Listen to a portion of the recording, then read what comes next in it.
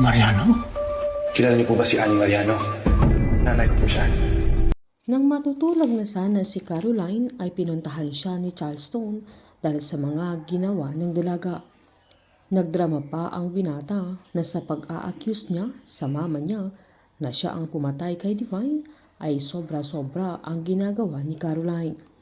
Sinaad pa niyang talagang hinanap pa ng dalaga si Engineer Bautista na sinumbong ni Cindy kay Charleston.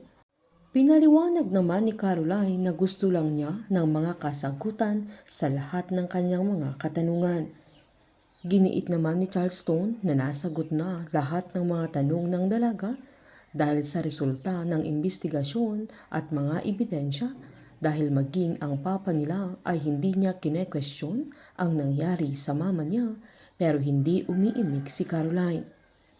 Sinaad pa ni Charleston na hindi siya perfect na kuya pero ang gusto niya ay masaya ang dalaga pero hindi siya magiging masaya kung hindi niya ititigil ang mga bagay na ginagawa niya.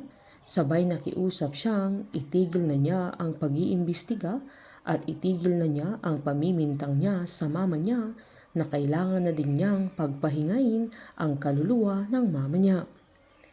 Mas lalong maghihinala si Caroline dahil sa pakikiusap ni Charleston dahil kung wala silang tinatago ay hindi niya kailangang magmakaawa sa kanya para lang tumigil siya sa kanyang sariling pag-iimbestiga.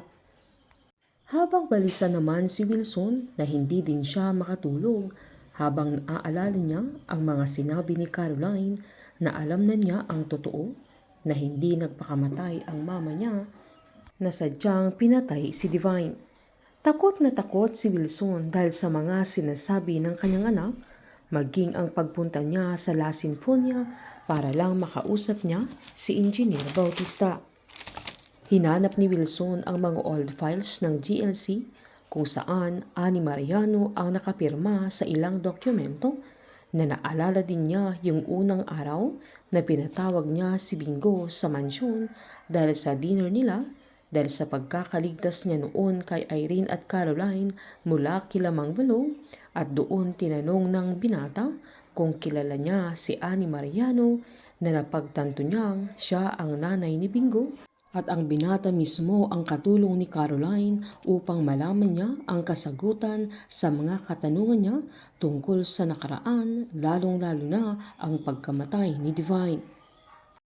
Habang pinagmamasdan naman ni Ani ang sarili niya sa salamin, na naalala niya ang dahilan ng peklat sa kamay niya dahil noong gabing namatay si Divine ay siya ang binayaran ni Cindy para linisin ang mga ebidensya.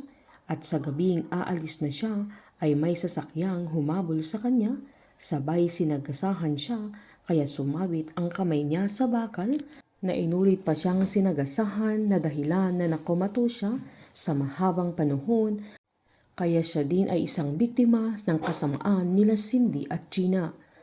Painit ng painit ang mga tagpo, sabay-sabay po nating subaybayan ang advance episode ng Can't Buy Me Love dito po sa aking channel. Patuloy lamang pong manood at mag-subscribe para ma-update po kayo sa mga susunod na episode. Marami pong salamat.